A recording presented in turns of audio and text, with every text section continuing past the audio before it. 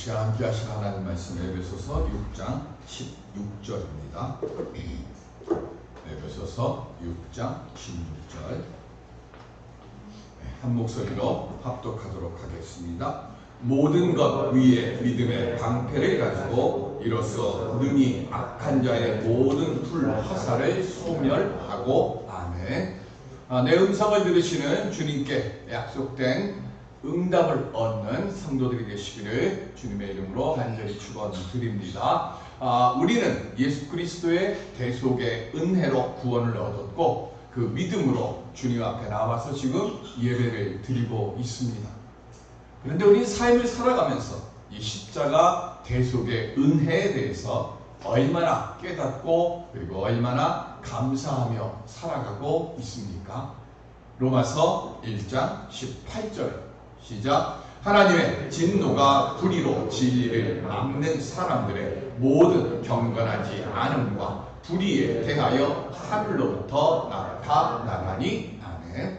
하나님의 의와 하나님의 진노는요 동전의 양면 같은 겁니다. 하나님의 의를 우리가 힘입지 못하면 하나님의 진노에 우리가 표출되죠. 그래서 하나님으로부터 징계를 받습니다. 그래서 고난을 당해요. 그러면 이 진노 속에서 우리는 그때 비로소 어린 양의 피의 의미와 가치와 감사함을 알게 됩니다. 왜냐하면 고난이 생겼을 때 그때 세상 어디에도 피할 곳이 없구나 하는 것을 깨닫게 되고 그래서 어떻게 합니까? 주님 앞으로 다시 나오는 거예요.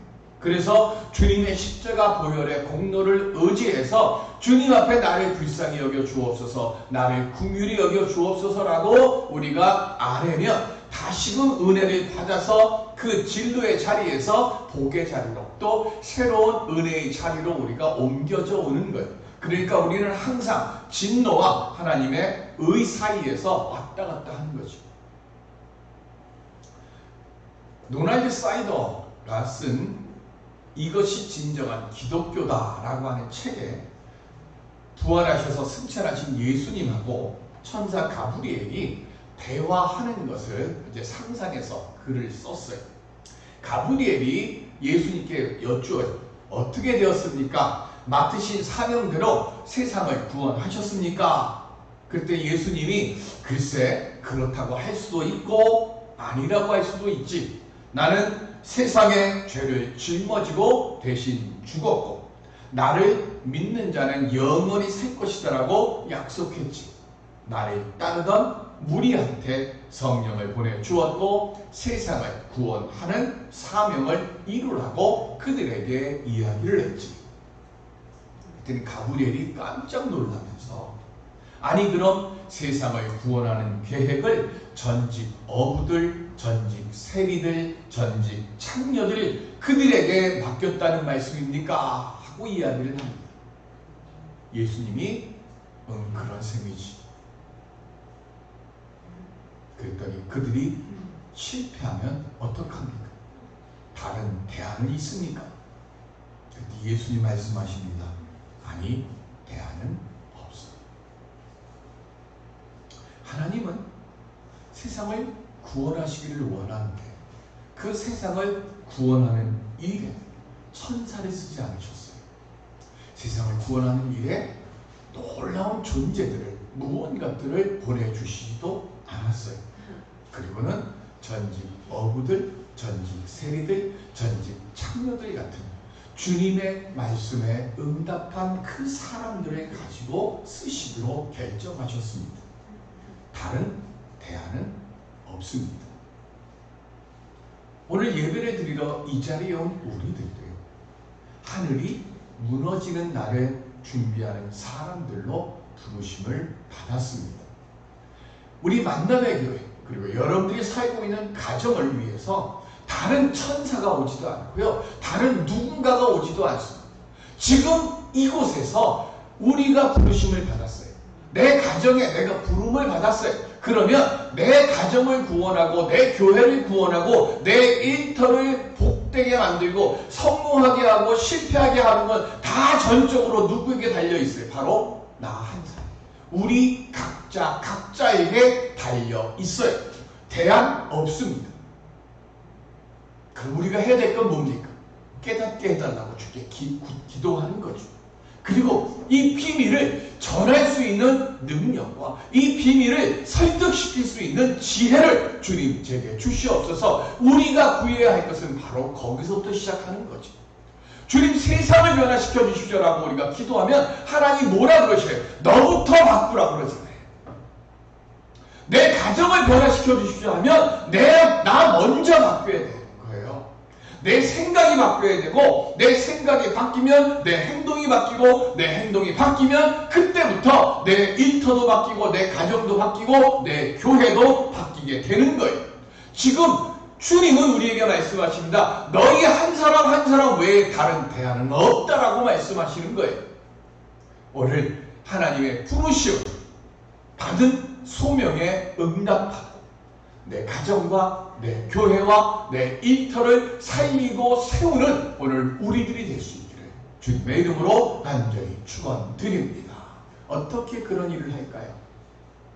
세상을 구원하라고 보냄을 받은 우리들이 그 사명을 감당하지 못하도록 방해를 하는 사단과 영적 싸움을 할 때 갖추어야 될 네 번째 전신 갑주, 그건 바로 믿음의 방패입니다.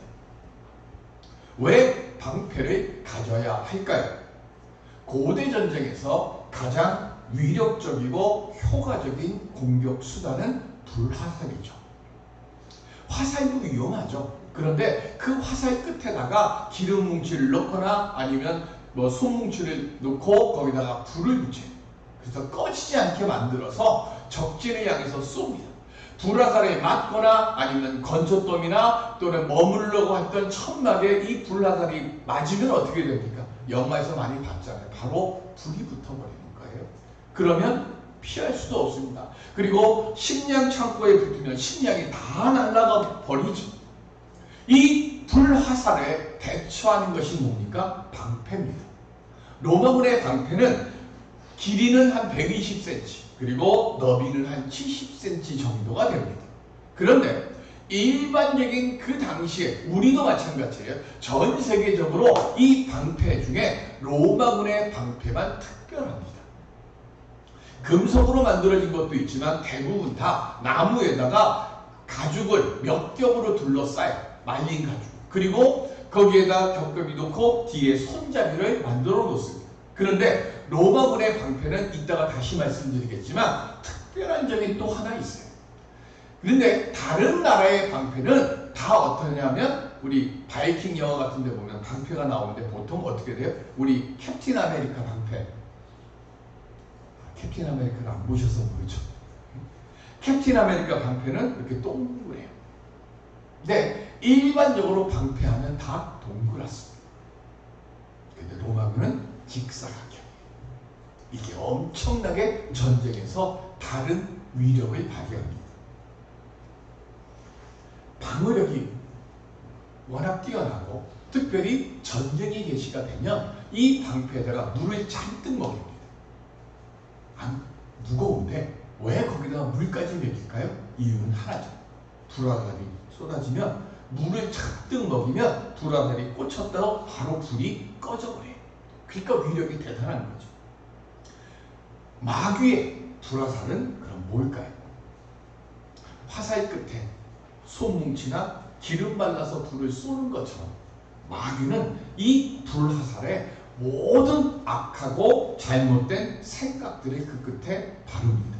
그런데 마귀가 바르는 불화살의 제일 첫 번째 무기는 의심입니다. 그래서 그 의심의 불화살을 만들어서 사람과 사람, 특별히 성도들의 마음을 교란시키는 데 있어서 가장 먼저 사용하는, 가장 먼저 쏘는 불화살은 의심이에요. 성경에 가장 최초로 쏜 불화살도 의심의 화살이죠. 누가 제일 먼저 맞았어요? 아담하고 하와가 불화살을 제일 먼저 맞았습니다. 그리고 의심의 화살을 맞고 난 뒤에 뭘 했어요? 선악과 열매를 먹지 말라 했는데 그 선악과 열매를 따먹었습니다. 의심이 한번 생기면요, 그 틈을 타고 그 다음에 뭐가 들어오는가 하면 낙심이 들어옵니다. 그리고 낙심이 들어오기 시작하면서 우리의 마음속에 뭐가 생기는가 하면 상처가 이제 조금씩 생겨나기 시작합니다. 그리고 상처가 더해지면서부터 뭐가 나오는가 하면 하나님의 사랑에 대해서 불평과 원망이 깃들기 시작을 하고, 그리고는 뭘 하는가 하면 비교하기 시작합니다. 저 사람과 나를 비교하게 되고, 저 차와 내 차를 비교하게 되고, 저 교회와 내 교회를 비교하기 시작합니다. 한번 비교가 들어오기 시작을 하다 보면 그때부터는 뭐가 이제 일어나요? 분노가 일어납니다. 그러면서 온전히 삐뚤어진 마음들을 마음속에 콕콕콕콕 심어 놓습니다. 이런 불화상이 교회에 떨어지면 교회는 분열이 되고, 그리고 소란이 넘치게 되고, 가정에 쏘아지면 폭력과 욕설이 낭떠하게 됩니다. 마귀의 화살을 맞은 가룟 유다는 뭐로 가득 차요? 예수를 팔 생각으로 가득 찹니다. 예수를 어떻게 하면 팔까 하는 생각이 가득 차니까 예수님이 무슨 말씀을 하든 누가 무슨 이야기를 하든 온전히 들리지를 않고 결국 은 30에 예수님을 팔아 넘깁니다. 이처럼 우리의 모든 것을 뒤흔들고 빼앗아버리는 이 불화살을 막으려면 그럼 우리는 어떻게 해야 할까요? 방패를 가지고 있어야죠. 무슨 방패요? 믿음의 방패를 가져야 됩니다. 그러면 우리가 들고 있어야 돼. 믿음의 방패는 뭘까요?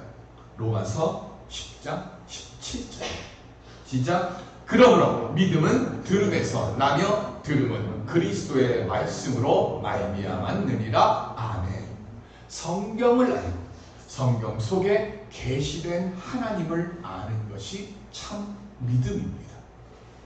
방패는 공격용 무기입니까? 아니면 방어용 도구입니까? 방어용 도구죠. 방패 가지고 공격하지 않잖아요. 그러면 방어용 도구면 앞에 있어야 될까요? 뒤에 있어야 될까요? 당연히 앞에 있어야죠.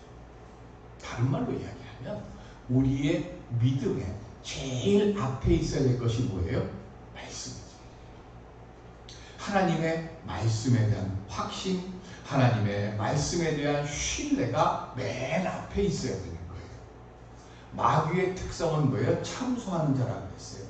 마귀는 괴계와 참소로 우리를 공격합니다. 참소는 뭐죠? 고자질이에요. 무슨 고자질이에요? 안 좋은 것들. 그죠? 남이 안 좋은 거를 내게 고자질하는 것도 있지만 내 스스로 뭐하게 만들어요? 내 스스로를 두렵게 만들고 내 스스로를 보잘것없게 만들고 내 자존심을 자꾸 뭐해요? 떨어뜨리게 만들어요. 내 자존심을 자꾸 떨어뜨리게 만들면 지금 말씀의 방패는 어떻게 돼요? 들고 있어야 돼요? 내려놔야 돼요? 들고 있어야 돼요. 들고 있으려고 하면 뭐가 있어야 돼요? 힘이 있어야 돼요. 힘이 있어야 되는데 내 자신의 자존감이 자꾸 내려가면 뭐예요? 말씀의 힘도 자꾸 내려가요. 말씀의 자존감이 자꾸 내려가면 그 틈을 타고 마귀의 화살이 콕 하고 내게 꽂히게 되는 거예요. 한번 의심의 화살이 꽂히게 되면 그 다음부터는 두려움과 낙심으로 인해서 물밀듯이 내 자신이 무너지는 거예요. 그래서 우리가 가지고 있어야 돼. 항상 바짝 들고 있어야 되고 항상 있어야 될 것, 성경 말씀을 바로 알고 성경 속에 계시된 하나님을 온전히 아는 것. 여기서부터 우리는 절대로 내려서도 안 되고 뒤로 물러서도 안 된다는 겁니다. 마귀의 참소와 괴계의 불화살을 막는 믿음은 그래서 말씀으로 온전히 무장하고 약속의 말씀을 온전히 신뢰하고 확신하는 것 외에는 없습니다. 아람 왕이 이스라엘을 정탐하려고 부대를 보내요. 그런데 군대가 올 때마다 엘리사가 미리 알고 어떻게 합니까? 왕에게 얘기를 해서 오는 그 부대들을 선발대들을 다 잡아가요. 화가 머리끝까지 납니다. 아람 왕이 우리 안에 내통자가 있는 거 아니냐 그랬더니 신하가 얘기합니다. 뭐라 그래요? 이스라엘에 엘리사라고 하는 선지사가 있어서 그 엘리사가 미리 얘기해서 대비를 해서 다 잡아갑니다. 그랬더니 아람 왕이 어떻게 해요? 군대를 보냅니다. 대군대를 보냅니다. 여기서 우리가 생각해 봐야 될 것. 소규모 부대를 보내는 것 엘리사가 알았다 그랬어요? 몰랐다 그랬어요? 알았어요. 그럼 대규모 부대를 보내면 모를까요? 알까요? 당연히 알 거 아닙니까? 아람 왕은 무슨 자신감이 있었을까요? 알아도 어쩔 수 없을 만큼의 대부대를 보내면 되겠지 이 생각을 했겠죠. 밤중에 엘리사가 머물고 있는 성읍을 아람 군대가 빙 둘러쌉니다. 아침에 일어났어요.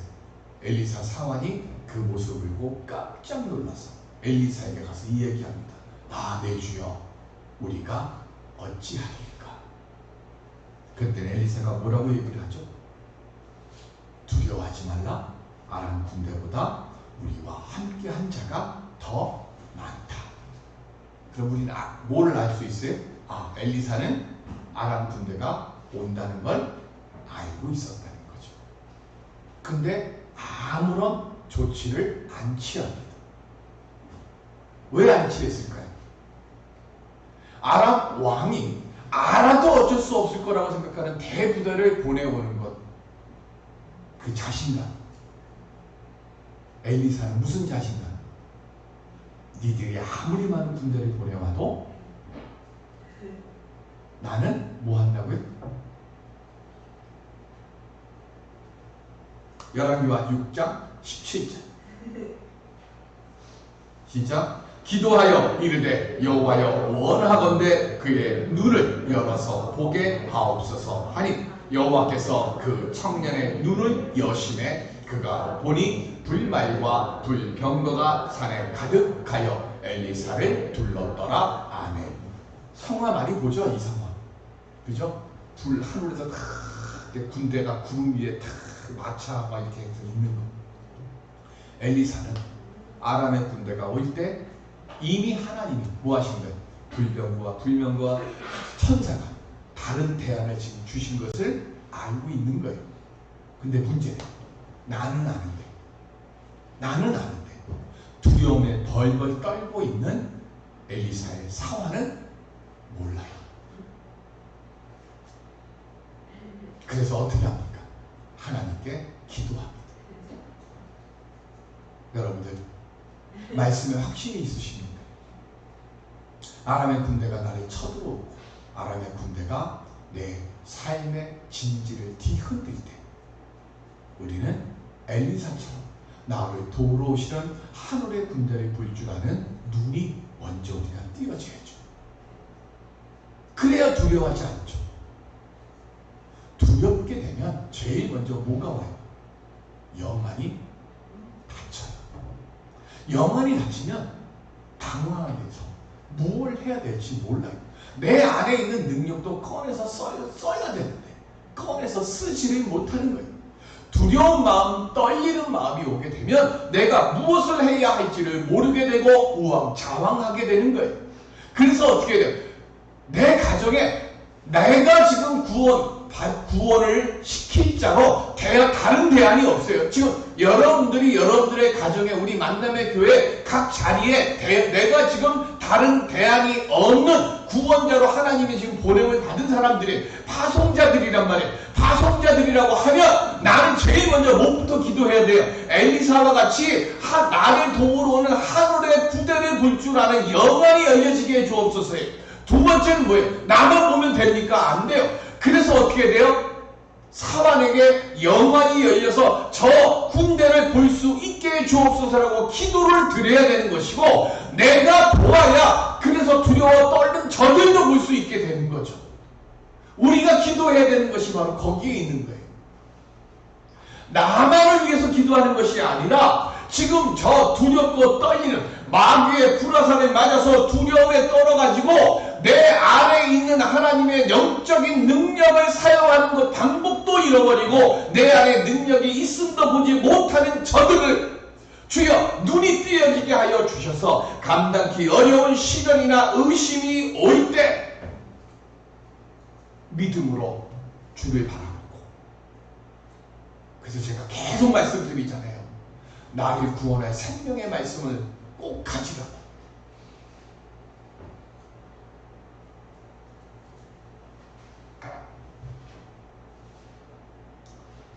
복싱 경기가 제가 어릴 때만 해도 되게 인기가 좋았어요. 근데 요즘은 권투 경기보다는 격투기가 훨씬 더 인기가 좋습니다. 근데 격투기를 보게 되면 너무 경기장 자체가 너무 잔인해. 그죠? 권투 경기장은 그래도 이렇게 사각의 링이 있고 이렇게 이렇게 넘어올 수도 있고 한데, 격투기는 보니까 완전히 이게 쫙 해갖고 뭐 쇠창살도 이렇게 막 가로막아가지고 어떻게 할 방법이 없어요. 근데 권투 경기장에 딱 들어갑니다. 격투기든 뭐든 다 마찬가지예요. 그러면 서로 뭐 둘이 서서 이렇게 쳐다보고 있는 거 아니죠? 권투 경기하면 땡 치면 그 다음부터 뭐 합니까? 서로 주먹을 내뻗습니다. 나하고 상대방이 서로 주먹을 내뻗어요. 툭툭툭툭 하다가 상대방으로부터 좀 생 펀치를 하면 딱 맞으면 정신이 멍해지고, 그 순간 상대편이 소나기 펀치를 팍 합니다. 코 맞으면 코피 터지고, 눈 맞으면 눈이 이렇게 되고, 그죠? 눈 아래 이가 막 찢어지고 부풀어 오르고, 그러다가 그 펀치를 못 견디면 넘어집니다. 넘어지면 심판이 와서 1, 2, 3를 아주 카운트를 하죠. 그냥 끝나면 좋을 것 같은데 우리 다 안 그렇습니다. 내가 아무리 약해도 넘어지고 나면 반드시 뭐예요? 다시 일어납니다. 일어나면 제일 먼저 하는 게 심판이 뭐예요? 이거 몇 개야? 하고 물어요. 내 제정신인지 아닌지. 그 다음에 글러브 쳐서 탁탁 해놓고 파이팅 해놓고 다시 물러납니다. 그럼 또 맞아요. 그럼 또 넘어져. 그 경기를 타이틀리저는 몇 회까지 해요? 12라운드까지 합니다. 우리 인생이 복싱 경기죠. 돈 있냐? 없습니다. 퍽. 너 뺀 있어? 없습니다. 퍽. 너 건강해? 아니, 나 병 있어요. 퍽. 코 맞고, 얼굴 맞고, 눈 맞고, 배 맞습니다. 비틀거리다가 넘어져.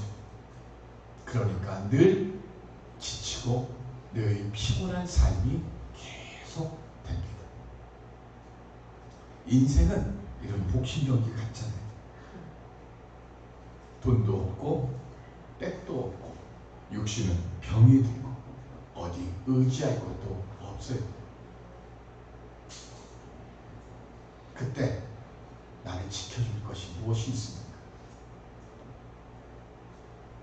마귀는 계속 화를 쏩니다. 너 돈 있어? 너 빽 있어? 너 잘났어? 너 많이 배웠어? 너 좋은 대학 나왔어? 너 성공해봤어? 그때마다 한 대씩 맞아요. 난 아무것도 없다. 근데 갑자기 십자가가 생각이 나요. 그 주님이 말씀하시는데, 수고하고 무거운 짐이 있는 자들아 다 내게로 오라. 아, 맞아. 예수님은 약하고 연약하고 돈도 없고 빽도 없고 의지할 데도 없고, 그리고 육신은 몹쓸병으로 힘들어서 지치러서 피곤해 있는 나 같은 사람 불렸지.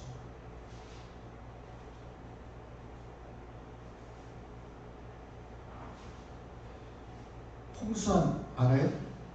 김재동 선수? 어떻게 알지? 사전오기 해가지고, 그죠? 카라스케한테 1회 4번 다운이 돼요.